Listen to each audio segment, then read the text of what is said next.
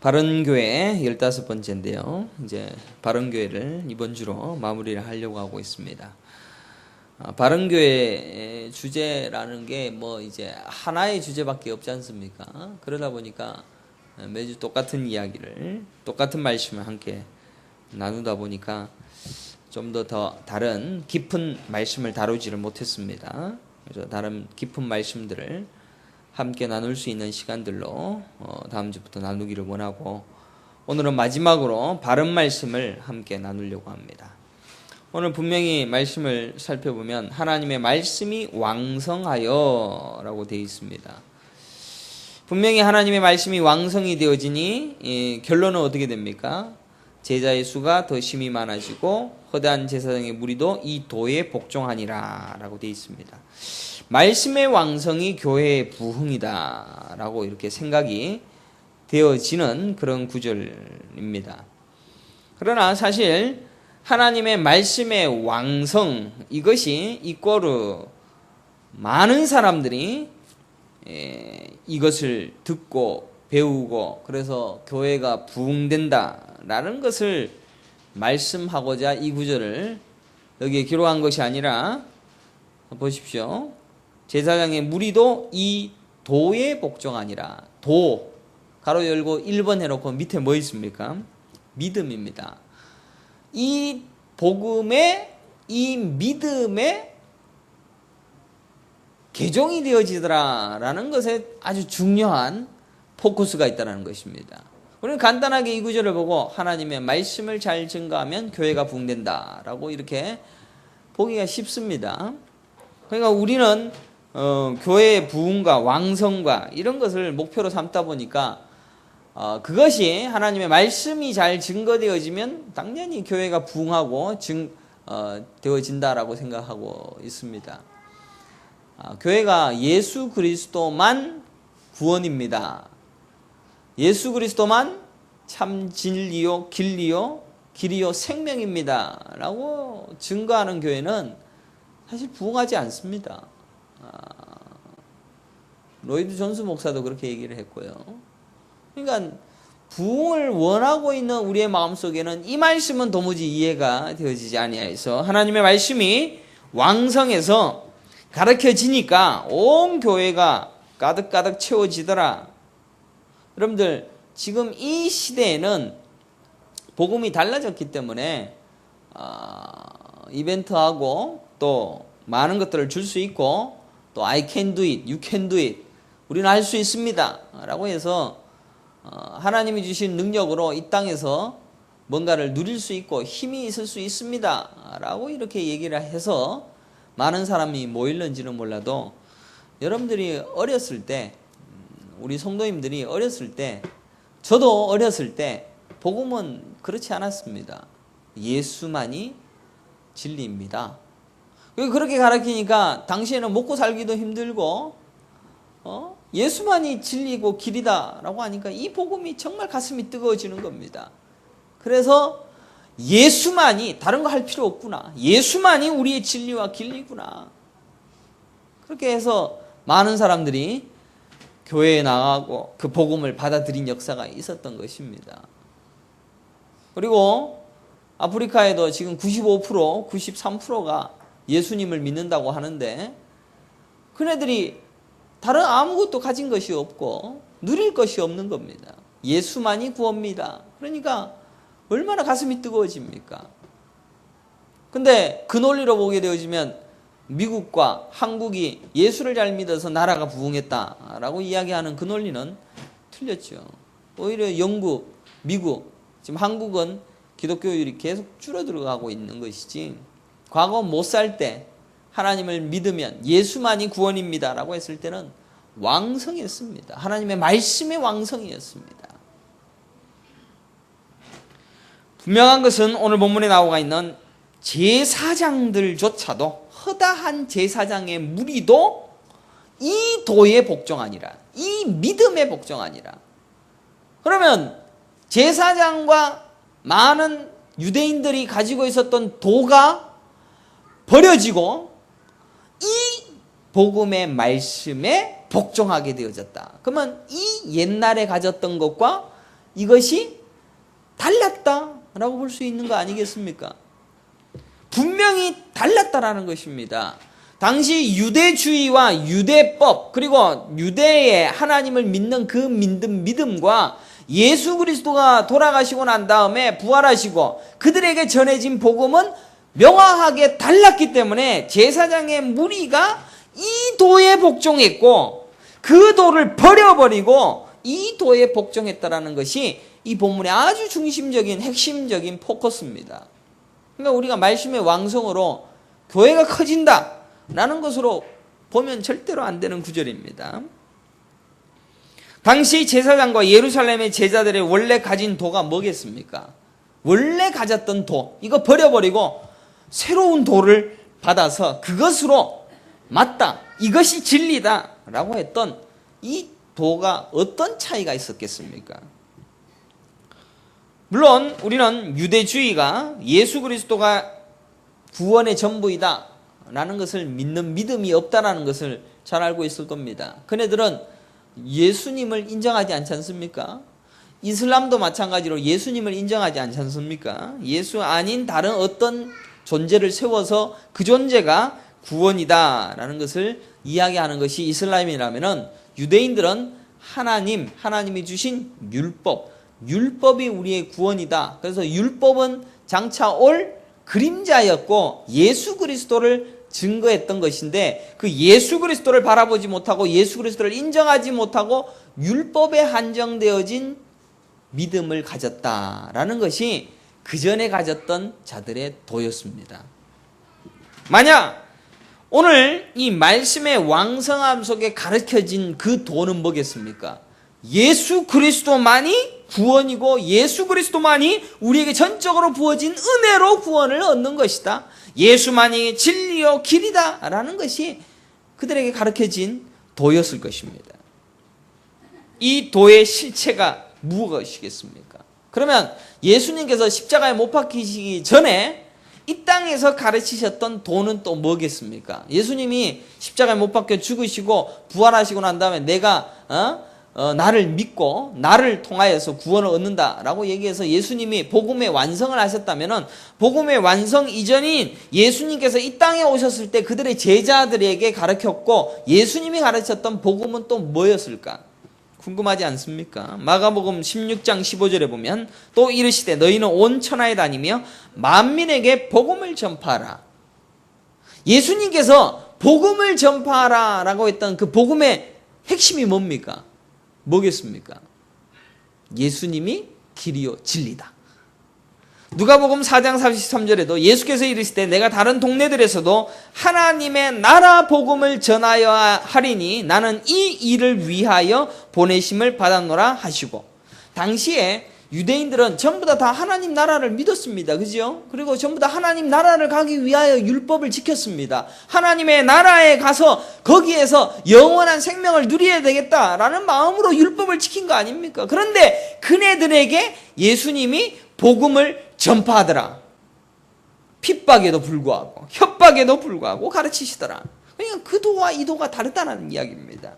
마태복음 4장 23절에도 예수께서 온 갈릴리에 두루다니사 그들의 회당에서 가르치시며 천국 복음을 전파하시며 백성 중에 모든 병과 모든 약한 것을 고치시니 그러니까 그네들이 전부 다 가지고 있었던 복음 하나님의 나라 복음이었습니다. 그럼에도 불구하고 예수님이 가르치신 이 새로운 도는 자신이 구원의 유일한 길이다라는 것을 가르치는 복음, 새로운 복음이었습니다. 아니 새로운 복음이 아니라 구약에서부터 계속해서 가르쳤던 옷으로 가르치시고 선악과로 가르치시고 율법으로 가르치셨던 그 예수 그리스도 실체 그분만이 구원이시다라는 것을 가르치는 그 복음.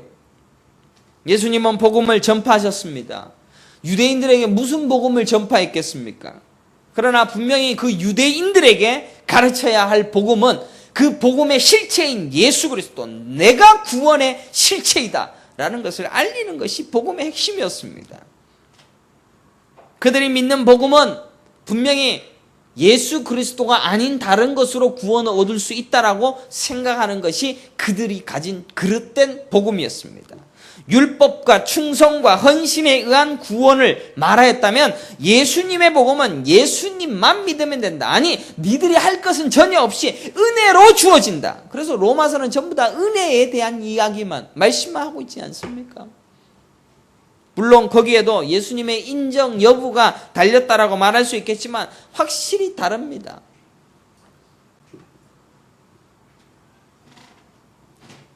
예수님을 인정하지 아니한 시대에 오셨고 예수님을 가장 인정하지 못할 세대들 가운데 예수님이 오셨던 것입니다. 예수님은 그 당시에 유대인들에게 오셨던 것은 예수님을 가장 부인할 수밖에 없는 자신의 의로 가득 찬 시대 속에 왔으며 또한 그런 세대 속에 왔으며 그런 나라에 왔던 것입니다. 율법의 정신이 왜곡되어지고 율법이 마치 자신들을 유일하게 구원할 것이다라고 찰떡같이 믿는 그 복음의 왜곡된 시대 속에 예수님이 오셔서 예수님만이 구원이고 그 하나님의 은혜를 거저 받기만 하면 구원을 얻는다라는 사실을 명확하게 가르치기 위하여 바로 그곳에 오셨다라는 것입니다. 그래서 예수님은 뭐라고 말씀하십니까? 마태복음 10장 5절에 보면 예수께서 이 12를 내보내시며 명하여 이르시되 이방인의 길로 가지 말고 사마리아인의 고래도 들어가지 말고 오히려 이스라엘 집에 잃어버린 양에게로 가라. 가면서 전파해 말하되 천국이 가까이 왔다 하라. 이 말씀을 여러분들이 참 이해가 안 됐지 않습니까? 그리고 이상한 혈루증 앓는 여인에게도 내가 개들에게 음식을 던져주는 것이 가하냐? 라고 말씀하시면서 이상하게 유대인들에게만 국한되어진 예수 그리스도인 것처럼 보여집니다. 왜 그랬을까요? 그네들에게 예수가 없는 잃어버린 양, 또 예수 그리스도를 부인하는 가장 그네들에게는 그것을 율법을 예수 그리스도로 전환시키는 것을 통하여 복음이 전파되어지는 루트로 가장 거기가 중요했다는 것입니다. 다른 데 가서 네 다른 것들이 아니고 예수 그리스도 구원이다라고 얘기하면은 못 알아듣지 않습니까? 그러니까 가장 그래도 알아들을 만한 유대인들에게 가서 그래서 예수 그리스도가 구원이시다라는 사실을 명확하게 가르치고 실제로 십자가에서 죽으셔서 대속으로 너희에게 전적인 은혜로 주어진다라는 것을 유대인들에게 보여준 것입니다. 그리고 그 유대인들이 예수 그리스도를 부인하는 죽임, 당함, 그것까지도 그네들에게 경험하게 하셨다는 것입니다.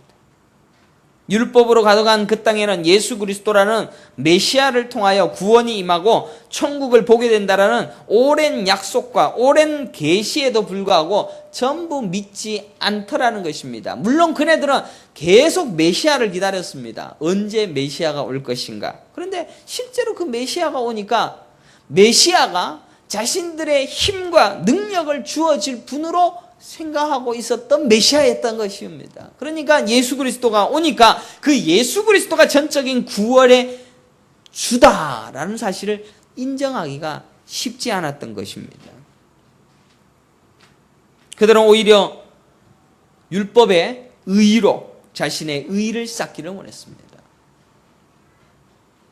예수님의 진리를 깨닫지 못하고 자신들의 구원에 어떤 영향을 미칠 수 있는 어떤 일들을 향하여 열심히 달렸고 외식하는 것조차도 최선을 다하여 만들어갔습니다. 그래서 예수님께서는 외식하는 회칠한 무덤들아 라고 말씀하셨던 것입니다. 그렇게 책망을 받은 그들은 실제로 율법을 교묘하게 자신의 의의 도구로 사용하기도 했다는 것입니다. 마태복음 10장 32절에 누구든지 사람 앞에서 나를 시인하면 나도 하늘에 계신 내 아버지 앞에서 그를 시인할 것이요 누구든지 사람 앞에서 나를 부인하면 나도 하늘에 계신 내 아버지 앞에서 그를 부인하리라. 그러니까 예수 그리스도를 인정하느냐 인정하지 않느냐, 예수 그리스도를 시인하느냐 시인하지 않느냐, 그게 핵심이라는 이야기였습니다. 여러분들은 예수 그리스도를 시인하고 예수 그리스도를 인정하는 것, 이거 쉽다라고 이야기할 수 있을 것입니다. 그러나 제가 말씀을 드리고 또 성경에서 계속해서 나오고 있는 것은 예수 그리스도를 시인하는 것은 내가 부인되어지기 때문에 어려운 것입니다. 인간은 자신의 힘으로 할 수 있다라는 것을 고백하는 것이 훨씬 쉽기 때문에 예수 그리스도가 내 인생의 구원의 주요라고 고백하는 것은 내가 부인되어지기 때문에 결단코 할 수가 없는 것이었습니다. 그러니 우리도 지금도 나도 우리는 유대주의에 빠져 있다는 것입니다. 율법주의에 빠져 있다는 것입니다. 아직도 나는 우리 스스로 우리의 힘으로 구원을 누릴 수 있다라고, 천국에 갈 수 있다라고 착각에 빠져 있다는 것입니다. 온 세상이 예수님이 아닌 것으로도 뭔가를 이룰 수 있다라고 소리를 지르는 게 이 세상 아니겠습니까? 뉴에이지 사상이 그렇고 이 세상의 모든 핵심적인 사상은 전부 다 인간 스스로가 뭔가를 이루어갈 수 있다라고 소리 지르는 것밖에 없습니다. 미국의 헐리우드 영화가 전부 다 뭡니까? 영웅에 의하여서 어떤 힘을 발휘하여 구원해낸다라는 게 결론 아니겠습니까? 영화에도 마찬가지고 전부 다 영웅, 어떤 한 사람의 지혜와 결단과 용맹함으로 인하여 온 백성들이 구원함을 얻게 되어진다는 것에 열광하는 거 아니겠습니까? 그러니까 이순신 영화가 지금 1700만 명이 본다라는 것도 물론 이순신 장군이 참 위대하고 대단한 장군인 건 사실입니다만은 인간들의 마음의 투영이 그렇게 나오는 것입니다. 예수님이 다 이루신 구원과 그의 은혜를 전적으로 그냥 거저 받아 누리는 여기에 도무지 인간은 동의할 수가 없는 유대주의, 율법주의에 빠져 있는 것이 사실인 것입니다. 마가복음 6장 2절에 안식일이 되어 회당에서 가르치시니 많은 사람이 듣고 놀라 이르되 이 사람이 어디서 이런 것을 얻었느냐? 이 사람이 받은 지혜와 그 손으로 이루어지는 이런 권능이 어찌 됨이냐? 사람들이 예수님이 이사야서를 가르치고 구약을 가르치니까 듣던 거하고는 다른 겁니다. 여태껏 듣던 것은 율법을 잘 지켜야 돼. 또 행위도 잘 가려서 해야 돼. 안식일을 잘 지켜야 돼. 그래서 우리 하나님을 기쁘시게 해야 돼. 그때 당시에 그랬다니까요. 그런 이야기를 하는데 예수 그리스도가 전적으로 주어진 구원의 은혜를 주시는 주님이시다 라고 가르치는 그 말씀에 참으로 지혜 외에 깜짝 놀랐다는 것입니다. 우리가 예수님만이 구원이라고 배웠던 어렸을 때의 기독교가 지금과는 사뭇 다른 이유가 바로 그것입니다. 예수님만이 구원이라는 이 완전한 복음이 여러분들에게 이해가 되어지지 아니하는 여러분의 어떤 애씀이나 수고로움도 반드시 포함되어질 수 있다. 요한복음 14장 6절에 예수께서 이르시되 내가 곧 길이요 진리요 생명이니 나로 말미암지 않고는 아버지께로 올 자가 없느니라. 우리 예수님께서 가르치신 것은 육이 아니라 영이었습니다. 그러니 이 세상에서의 육의 많은 삶의 이야기들과 삶의 관점들과 삶의 살아가는 방식들, 이런 이야기를 한 적이 없습니다. 오히려 그런 것에 대해서는 어떤 얘기를 하셨습니까? 먹을 것을 염려하지 마라. 입을 것을 염려하지 말라. 이 모든 것, 새도 먹이고 들풀도 먹이는데 이런 것 아무 내일 일은 내일 염려하게 해라. 그리고 너희는 오직 먼저 그의 나라와 그의 의만을 구해라. 그래서 우리 예수님께서는 육에 대해서 단 한마디도 말씀하신 적이 없고 오직 영에 대해서만 말씀하시고 그 영의 생명에 대해서만 가르치셨습니다. 세상 사람들은 아무 의논의 가치가 없습니다.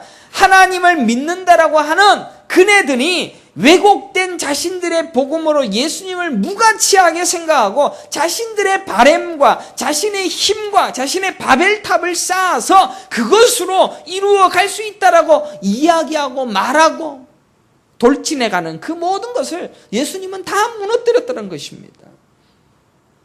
그러니 예수님의 말씀을 도무지 이해할 수 없었고 결국 유대인들에게 예수님은 걸리는 돌이었고 그 걸리는 돌을 없애버려야 했기에 예수님은 십자가에 죽임당했다는 것입니다. 오늘도 우리는 이 예수 그리스도를 십자가에 못 박을 겁니다. 예수님은 필요 없습니다. 예수님은 자신 말고는 절대 구원의 다른 길은 없고 내가 육을 이야기하는 것이 아니라 영을 이야기하기 때문에 그 영에 관심을 가지고 그 영만을 위하여 살아라 라고 하시는 그 말씀 앞에 우리는 아닌데요, 그래도요 라고 하는 우리 스스로의 힘과 에너지를 사용하려고 하는 예수 부인하는 십자가에 죽이는 유대인으로 살고 있다는 것입니다.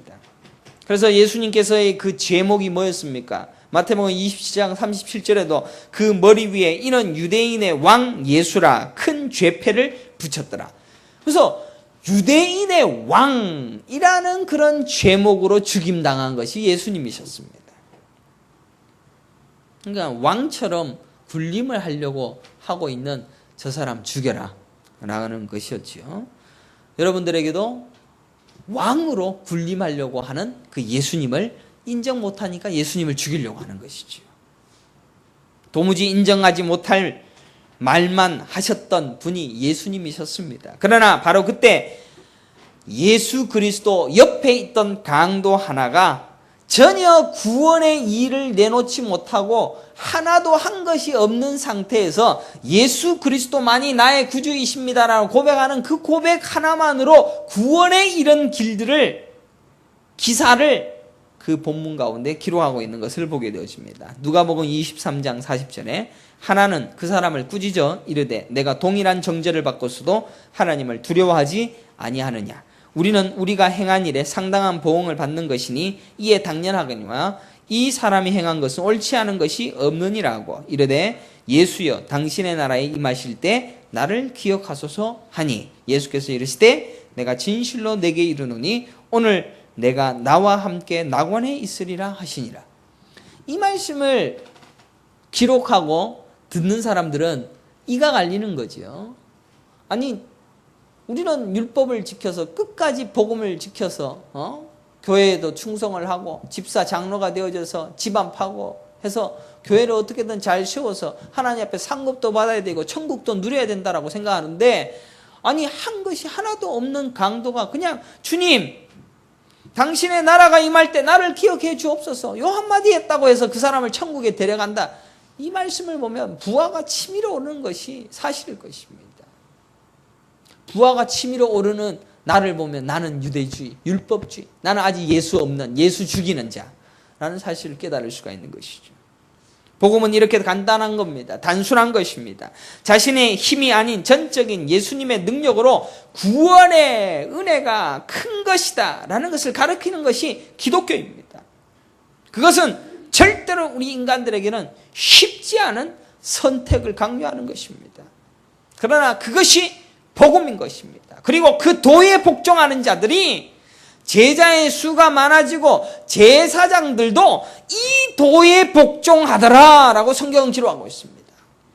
제자의 수가 많아지고 이 도에 복종한 자들은 그때 전에 따랐던 도에서 벗어나서 이 도가 맞는 것입니다 라고 확실하게 고백한 자들이 많아졌더라 라고 사도행전이 기록하고 있다는 것입니다. 다른 도를 따랐던 자들이 진짜의 도를 받아들이기를 시작했다는 것입니다. 여러분들은 어떻습니까? 적어도 여러분들은 전에 따랐던 도들을 버려버리고 진짜 예수 그리스도만이 우리의 진짜 구원의 길입니다 라는 것을 바로 고백한다면 내가 했던 판단이나 내가 행하던 수많은 일들 이것으로 뭔가가 되어질 수 있다는 0.001%도 할 수 있다는 것을 다 내어버리는 전적인 하나님에게서 시작되어져서 하나님에게서 이루어지는 그 구원의 완성을 전적으로 믿는 이 도를 따라야 되는 것입니다. 계속해서 사도행전은 이 도를 어떻게 가르쳤는가? 베드로의 설교가 등장하고 바울의 설교가 등장하고 스데반의 설교가 등장합니다. 그러면 여기에 왕성했던 이 도에 비해서 베드로는 설교를 했는데 3,000명, 5,000명이 회개를 했습니다. 그런데 스데반은 이 똑같은 도를 얘기했는데 돌에 맞아 죽습니다. 바울은 이 설교를 하고 난 다음에 네가 미쳤구나 라고 하면서 감옥에 가다 버리고 때려버리고 더 이상 설교하지 못하도록 만들어버립니다. 그러니까 왕성함이 중요한 게 아니다라는 사실이 드러나지 않습니까? 왕성한 게 중요한 게 아니라 이 도는 확실하다. 그래서 이 도로 인하여서 실제로 핍박을 받을 수도 있다. 또 때로는 이 도를 통하여서 회개가 일어날 수도 있다. 이 도를 통하여서 우리 스스로는 망할 수도 있다. 이 도를 통하여서 하나님의 말씀만이 증거되어지는 이 도를 통하여서 전의 것이 아닌 진짜 하나님의 말씀으로 완전히 180도 변환되어진 어떤 시점을 우리에게 요구하고 있다. 이것이 이 본문에게 우리 주는 말씀 아니겠습니까? 오늘날 이 시대가 예수님의 은혜만이 우리의 유일한 구원입니다 라는 설교를 한다면 비웃는 것이 당연합니다.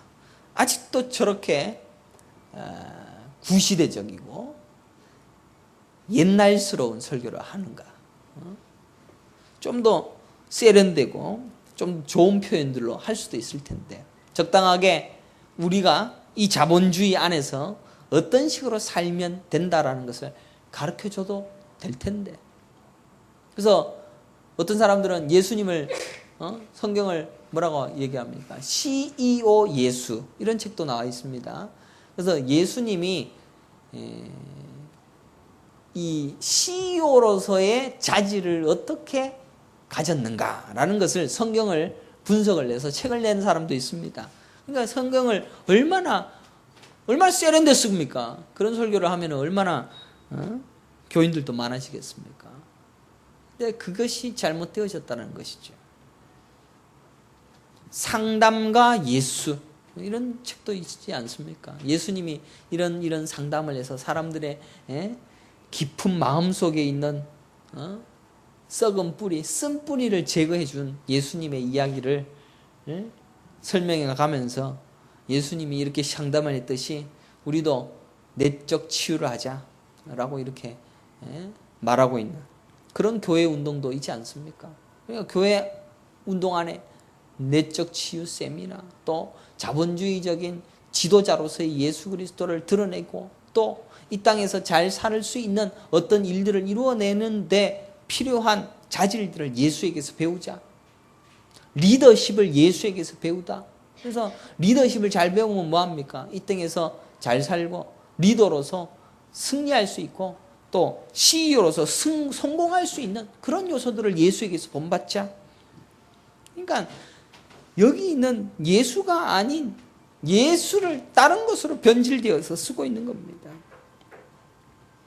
예수님은 육을 말씀하신 적이 없고 영만을 말씀하셨습니다. 이 시대는 예수 그리스도가 말씀하신 그 영의 말씀과 그 은혜를 말하기에는 너무 힘든 시기에 살고 있습니다.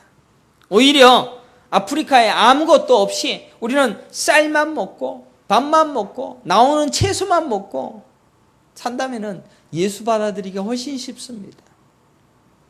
사랑하는 성도 여러분, 은혜는 모두를 구원에 이를 수가 있는데 거저 주신 바 되어진 하나님의 은혜다라는 사실을 가르쳐주고 있습니다. 그래서 우리는 이 예수님의 은혜만을 의지하는 마음으로 나의 것은 다 내어버리고 다 버려버리고 전적인 예수님의 은혜만을 바라는 마음으로 신앙생활하는 것, 그것을 우리에게 요구하고 있는 것입니다.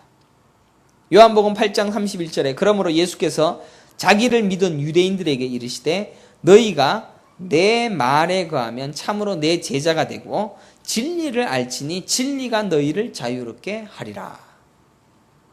예수님의 말씀, 이 말씀은 너희를 자유케 한다. 구원의 주님이 예수다라는 이 사실을 너희들의 마음속에 믿으면 너희는 자유를 얻는다. 그죠? 그러니까 그때 당시에 이 말씀을 하니까 사람들이 어떻게 반응합니까? 34절에 그들이 대답하되 우리가 아브라함의 자손이라 남의 종이 된 적이 없거늘 어찌하여 우리가 자유롭게 되리라 하느냐. 아브라함의 자손이기 때문에 우리는 종된 적이 없다는 겁니다. 그런데 실제로 예수님은 그네들을 어떻게 봤습니까? 34절에 예수께서 대답하시되 진실로 진실로 너에게 이르노니 죄를 범하는 자마다 죄의 종이라. 종은 영원히 집에 거하지 못하되 아들은 영원히 거하나니 그러므로 아들이 너희를 자유롭게 하면 너희가 참으로 자유로우리라. 너희들은 율법의 얼매에 있어서 네가 죄를 지으면 그 죄의 종이 되어져서 거기에서 벗어날 수가 없다. 그래서 그리고 그 죄의 종으로 있기 때문에 하나님의 나라에도 갈 수가 없다. 그런데 아들이 되어지면, 아들이 예수 그리스도가 우리 안에 있게 되어지면 하나님의 집에 갈 수 있다. 왜? 자유를 받았기 때문에, 자유를 누리기 때문에. 그러니까 그때 당시에 그네들에게 이 얘기를 했었을 때 그네들이 받아들이기가 얼마나 힘들었겠습니까? 여러분들에게도 제가 이 말씀을 드리면 이 말씀이 쉽게 이해가 되어지지 않을 것입니다. 그러나 복음은 간단한 겁니다. 아브라함의 자손으로서 남의 종이 된 적이 없다라고 말한 그들은 이미 죄의 종이었습니다. 아브라함의 자손의 종으로, 아브라함의 자손이다라는 그 자부심 하나만으로 살아가는 그들에게는 율법이라는 것이 자신에게 종됨으로 얽어매는 것이었습니다. 절대로 예수로 인한 자유자가 아닌 종된 자로서 끝이 날 인생이었다는 것입니다. 그래서 무거운 짐을 다 내게 버려라.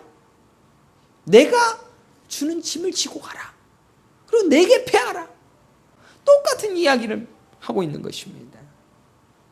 우리는 지금도 종된 자로 살고 있는지 모릅니다. 죄책감의 종입니다. 신앙생활의 종입니다. 윤리적 종입니다. 도덕적 종입니다. 선악과를 따먹고 우리는 전부 다 이 도덕적, 윤리적 종으로 살아가고 있습니다. 그렇다고 제가 말씀드린 것이 윤리와 도덕에서 자유해라, 그래서 방종을 말씀드리는 것이 아닙니다. 전적인 은혜의 주인이 누구이냐라는 사실이 훨씬 더 중요하다는 것이죠. 윤리적으로 살아야죠. 도덕적으로 살아야 되죠. 신앙생활을 잘해야 되죠. 하지만 그런 것이 하나도 없어도 오직 예수 그리스도가 은혜의 주인으로서, 구원의 주인으로서 그분만 있으면 다 된다. 그 어떤 것도 필요 없다. 이 말씀을 받아들이기가 쉽지 않다는 것입니다. 윤리적 입금을 통한 자신의 존재 가치를 높이는 행위가 계속 지속되어지고 있는 동안만큼은 우리는 끝까지 예수 그리스도가 전적인 구원의 주인이시다라는 것을 고백하는 게 쉽지 않다는 것입니다. 신앙생활을 오래 하면 할수록 더 힘든 겁니다. 오히려 우리가 예수 그리스도만이 나에게 주시는 유일한 자유임을 명확히 아는 것이 이 땅에서의 존재 이유라는 사실을 깨달아야 됩니다. 그래서 오히려 여러분들은 70년, 80년 살아가고 있는 여러분의 인생 동안에 그것을 차근차근 가르치시더라는 것입니다. 오늘 집사님께서도 기도했지만 우리의 인생은 힘들고 어려운 것들, 또 뭐 잘되고 또 평안한 것들, 모든 것들이 이것이 예수 그리스도가 인생의 주인이시다라는 것을 가르치기 위한 도구로 주어진 한낱 허상에 불과합니다. 그래서 우리는 우리의 힘과 우리의 의지대로 되어지지 않구나. 전적인 하나님의 은혜가 아니면 안 되는구나. 그래서 철저히 자기 부인의 연습을 이 땅에서 경험하게 하는 것입니다. 그래서 자기 부인이 그냥 부인 되어지고 그냥 저는 아무것도 아닙니다. 그래갖고 자기 부인이 되겠습니까? 우리에게 자기 부인을 하도록 우리에게 욕망과 욕구가 일어나서 그것을 하다가 허망하게 깨어지는 것을 통해서 부인 되어져야 되는구나 라는 것을 깨닫는 곳으로 가게 하시는 것이죠. 로마서 5장 20절에 율법이 들어온 것은 범죄를 더하게 하려 함이라. 그러나 죄가 더한 곳에 은혜가 더욱 넘쳤나니. 이 말씀은 우리가 참 받아들이기가 어려운 말씀입니다. 로마서 6장 14절에 죄가 너희를 주장하지 못하리니 이는 너희가 법 아래 있지 아니하고 은혜 아래에 있습니다. 여러분들은 은혜 안에 있는 자임을 믿으시기를 바랍니다. 은혜 안에 있습니다. 로마서 11장 6절에 만일 은혜로 된 것이면 행위로 말미암지 않음이니 그렇지 않으면 은혜가 은혜되지 못하느니라. 그러니까 성경은 은혜만 말씀하고 있다는 것입니다. 성경의 핵심 단어는 은혜입니다. 은혜의 방편으로 주어진 예수 그리스도만이 구원이십니다 라는 것을 가르치시는 것만이 교회가 할 유일한 말씀이며, 그 말씀이 왕성함으로 이 도에서 이 도로 바뀌어지는 기적과 같은 역사가 일어난다는 것입니다. 내가 내 의를 만드는 모든 행위가 다 부인되어지고, 차라리 부인되어지는 것을 철저하게 경험하면서 예수님만이 나의 유일한 의가 되어진다. 나의 자랑이 되어진다. 나의 모든 것이 되어진다. 나의 의를 위하여 살아가는 것이다. 이것을 철저하게 경험하는 세월들로 우리 인생을 사용하시는 것입니다. 그래서 우리는 구해야 할 것 뭡니까? 마태복음 6장 33절에 그런즉 너희는 먼저 그의 나라와 그의 의를 구하라. 그리하면 이 모든 것을 너희에게 더하시리라.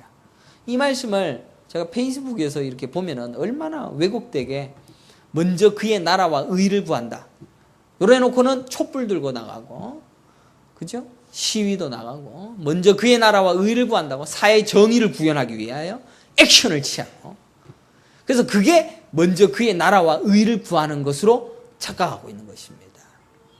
먼저 그의 나라와 그의 의를 구한다는 것은 여러분의 의가 부정되어지는 것을 요구하는 말씀이시지, 이 땅에서의 정의를 위하여서 여러분들이 뭔가를 해라라고 하는 것 절대로 아니다라는 사실을 저번 주에 우리가 말씀을 나눴지 않습니까?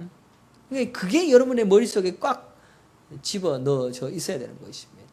그의 의만이 진짜 의요, 나의 의는 아무것도 아니다.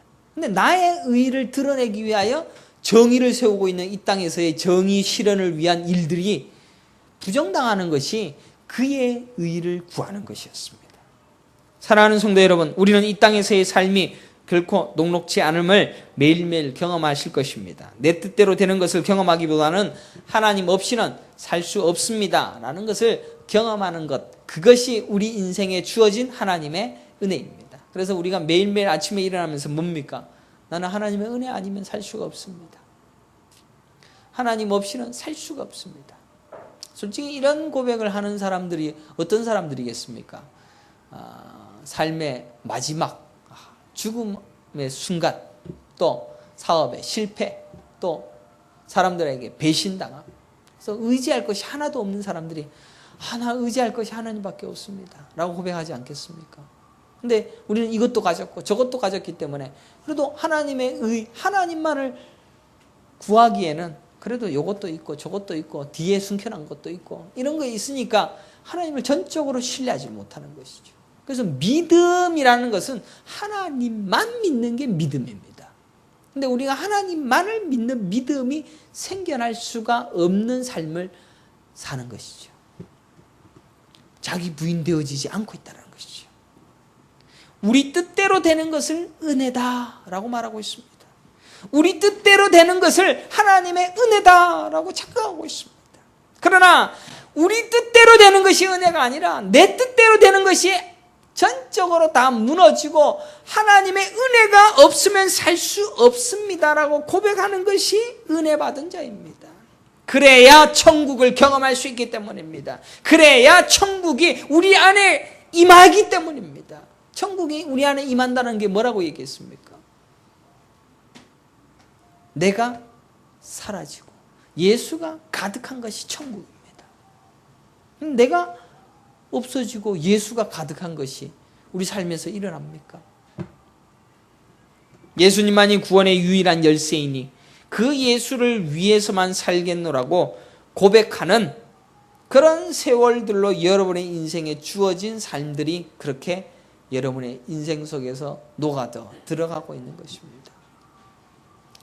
그러나 우리는 이것도 해보고 저것도 해보고 또 삶도 살아보고 또 시험도 치고 승진도 해보고 돈도 벌어보고 성공도 해보고 결혼도 하고 자식도 놓고 다 하는 것입니다.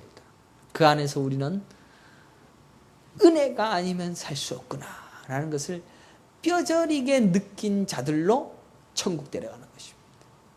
만약 이게 아니라면 강도받은 자가 어떻게 구원받았겠습니까?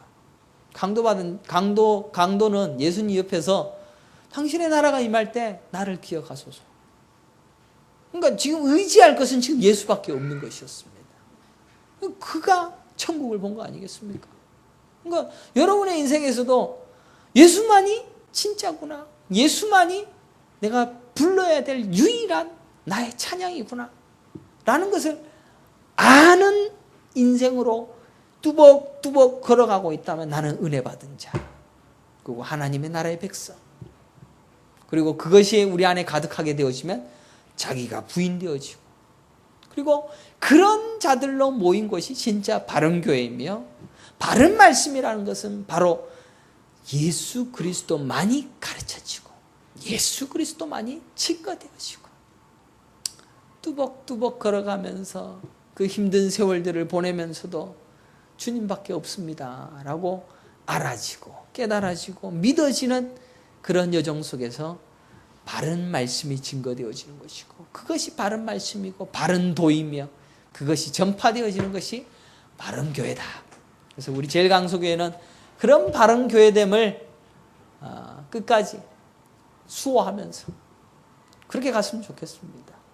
제일강소교회를 이끌어가는 목사로서 뭐 여러 가지 일들을 보면서 이 교회가 앞으로 미래가 어떻게 되어질 것인가 이런 거 걱정할 때가 참 많습니다.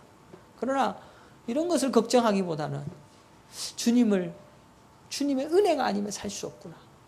그래서 우리가 진짜 초가 삼간에다가 교회를 지어도 아무 문제가 없는 것이죠. 그런 것이 진짜 없어지기 저도 그런 게 없어지지 않습니다. 그래도 우리가 번듯하게 국제 신도시에다가 교회를 건축해서 이런 게 없어지진 않습니다.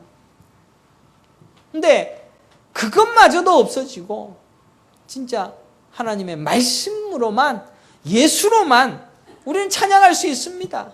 피아노도 없고 아무것도 없어도 예수님만이 진짜 높여지고 예수님만이 진짜 우리의 모든 것이 되어집니다라는 것을 고백하기까지 우리를 끌고 가신다는 것을 생각한다면 저는 은혜 받은 자입니다. 여러분들도 은혜 받은 자입니다. 그 은혜됨을 추구하고 그 은혜만을 내 가슴 속에 모시면서 육이 아닌 영만을 말씀하신 그 예수님의 말씀에 온전히 순종하고 아멘으로 하답하며 믿음으로 나아갈 수 있는 은혜 성도들이 되시기를 간절히 축원합니다. 기도하겠습니다.